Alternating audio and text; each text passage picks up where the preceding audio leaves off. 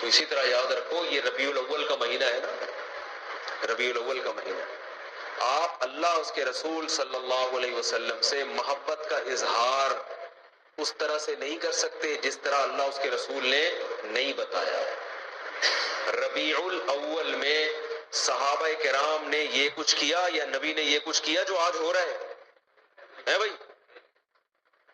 میں ایک ٹیکنیکل دلیل دوں، دیکھو نبی صلی اللہ علیہ وسلم کا جو یوم ولادت تھا نا، پیر کا دن تھا۔ کون سا دن تھا؟ پیر کا دن۔ یہ تو صحیح حدیث سے ثابت ہے۔ اب سوال پیدا ہوتا ہے کہ یوم ولادت کیا عید کا دن ہو سکتا ہے کہ نہیں ہو سکتا؟ بہت سے لوگ کہتے ہیں یوم ولادت کیا ہے؟ عید کا دن ہے، عید میلاد النبی کہتے ہیں نا۔ تو ہم اللہ اس کے رسول سے پوچھتے ہیں کہ یا رسول اللہ صلی اللہ علیہ وسلم آپ بتائیے کہ آپ کا ولادت کا دن کیا عید ہو سکتا ہے کہ نہیں ہو سکتا؟ تو مسلمانوں کے ہاں دو طرح کی عیدیں ہوتی ہیں، ایک بڑی عیدیں اور ایک چھوٹی عیدیں۔ ایک عید الفطر، عید الاضحیٰ، یہ سال میں عید الفطر بھی ایک دفعہ اور عید الاضحیٰ بھی ایک دفعہ۔ اس میں ہم نماز پڑھتے ہیں، نہاتے ہیں، دھوتے ہیں اور مصلی کی طرف جاتے ہیں، ایک دوسرے کو مبارکبادیں دیتے ہیں، جانور ذبح کرتے ہیں۔ ساری دنیا میں یہ منائی جاتی ہے، کیا خیال ہے؟ اور ایک ہفتے میں ایک ایسی عید ہے جو ہر ہفتے ریپیٹ ہوتی ہے، جس کو جمعے کا دن کہا جاتا ہے، یہ بھی چھوٹی عید ہے۔ یہ بھی کیا ہے؟ اس میں بھی کچھ عید کا لک اللہ نے ڈالا ہے۔ اس میں بھی خطبہ ہوتا ہے، اور عید الفطر اور عید الاضحیٰ میں بھی کیا ہوتا ہے؟ خطبہ۔ اس میں بھی 2 رکعتیں، ان میں بھی 2 رکعتیں۔ اس میں بھی نہاتے دھوتے ہیں، سنت ہے، اور ان دونوں عیدوں میں بھی کیا خیال ہے بھائی؟ نہاتے۔ ان دونوں عیدوں میں روزہ حرام، اور جمعے کے دن بھی روزہ مکروہ۔ خاص جمعے کو مخصوص سمجھ کے روزہ رکھنا حدیث میں اس سے منع کیا ہے۔ کسی کا چھٹی کا دن ہے یا اس کو آسانی ہے تو ایک الگ بات ہے، اس نیت سے روزہ رکھنا کیا جمعے کا دن بڑا دن ہے تو میں اس لیے روزہ رکھ رہا ہوں، اس کی حدیث میں ممانعت ہے۔ تو پتہ چلا عید کا لک آیا کہ نہیں آیا اس میں؟ اب مجھے ایک بات بتاؤ، یہودیوں کے لیے مقدس دن اور وہ عید جو ہر ہفتے ریپیٹ ہوتی ہے، وہ کون سا دن تھا ہفتے کا؟ یہودیوں کے بعد عیسائی دنیا میں آئے، عیسائیوں کے لیے کون سا ہوا؟ اتوار۔ تو ہمارے لیے کون سا ہونا چاہیے؟ پیر ہونا چاہیے تھا نا۔ جمعہ کہاں سے بول رہے بھائی؟ ہم اور لیٹ آئے تو ہمارے لیے کون سا ہونا چاہیے تھا؟ پیر، اور وہ نبی کا یوم ولادت بھی تھا۔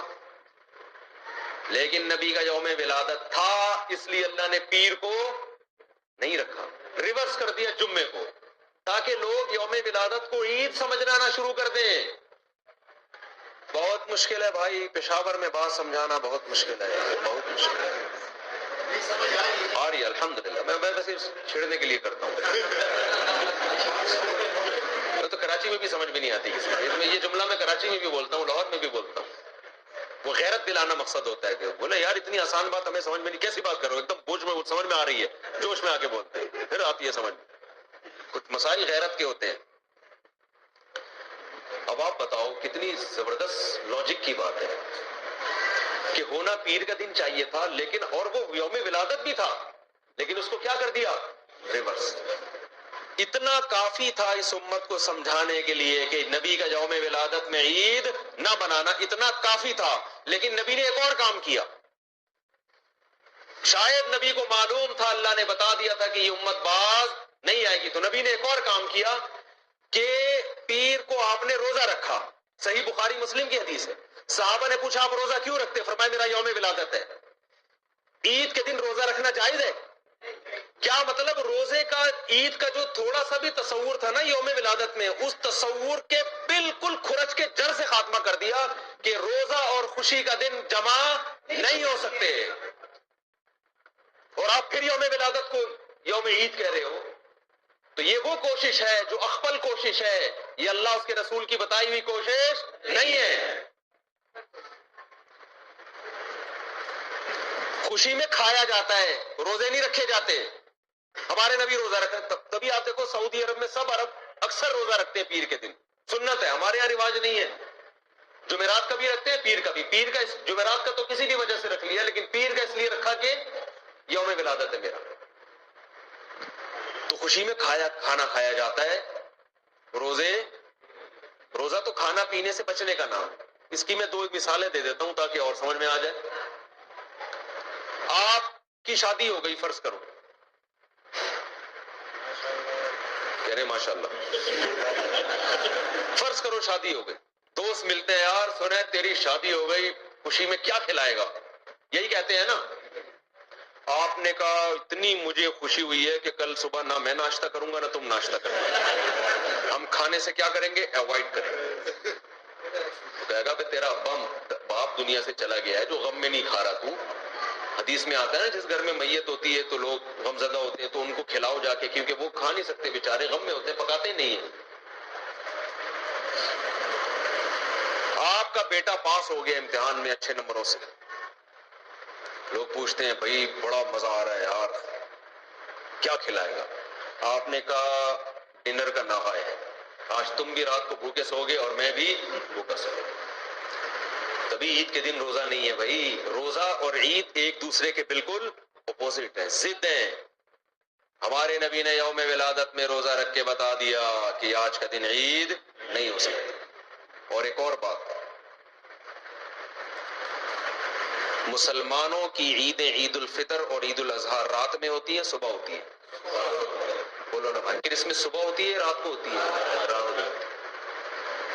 اسلام میں عیدیں صبح کے وقت میں رکھی گئی ہیں کیونکہ رات میں انسان شراب کباب کی طرف جانے کا خطرہ، عیاشی کی طرف، رنگ رلیوں کی طرف جانے کا خطرہ زیادہ ہوتا ہے، بتیوں کی طرف جانے کا خطرہ زیادہ ہوتا ہے. تمیز سے نہیں مناتا وہ. صبح بدتمیزی سے عید منائی نہیں جا سکتی صبح کے ٹائم میں ہے بھائی. صبح تو نہا دھو گے نماز پڑھے، جمعے کو بھی دن کی روشنی میں رکھا گیا، جمعہ رات میں ہی رکھا گیا. اسلام کے سارے تہوار کب ہو رہے ہیں؟ اور عید میلاد النبی صبح منائی جاتی ہے یا رات کو؟ جوش و خروش آتا ہے رات کے وقت، بتیاں، پھر ناچ گانے بھی ہونے لگے آج کل، کیک کاٹنا شروع ہو گئے، بریک ڈانس شروع ہو گیا. معذرت کے ساتھ کوئی ناچ رہا ہے، کوئی نبی کی محبت میں ناچ ناچ کے گر گیا نیچے ہے جی، پتہ نہیں کیا کیا کر رہے ہوتے ہیں. یہ وہ کوشش ہے جو آپ کی اخفل کوشش ہے، یہ اللہ رسول کی بتائی ہوئی کوشش نہیں، بلکہ اللہ رسول اس کے خلاف بتا رہے ہیں.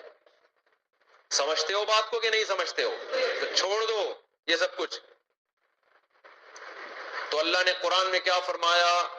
پہلی شرط نیت آخرت، دوسری شرط کوشش بھی کرے، تیسری شرط کوشش بھی اپنی نہیں بلکہ آخرت والی کوشش، چوتھی شرط وَهُوَ مُؤْمِنٌ، توحید پرست بھی ہو، ایمان بھی ہو.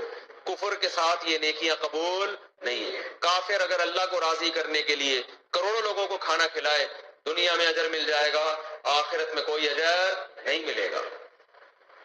تبھی غیر مسلم میت کے لیے دعا نہیں کر سکتے، زندہ کے لیے کر سکتے ہیں، غیر مسلم تو مر گیا تو اس کے لیے دعا کی بھی، ریسٹ ان پیس بھی نہیں کہہ سکتے اس کو آپ، جو مر گیا. آج کل لوگ کہہ رہے ہوتے ہیں اس کی روح کو اللہ جو ہے نا امن میں رکھے، بس اللہ نے پابندی لگا دی.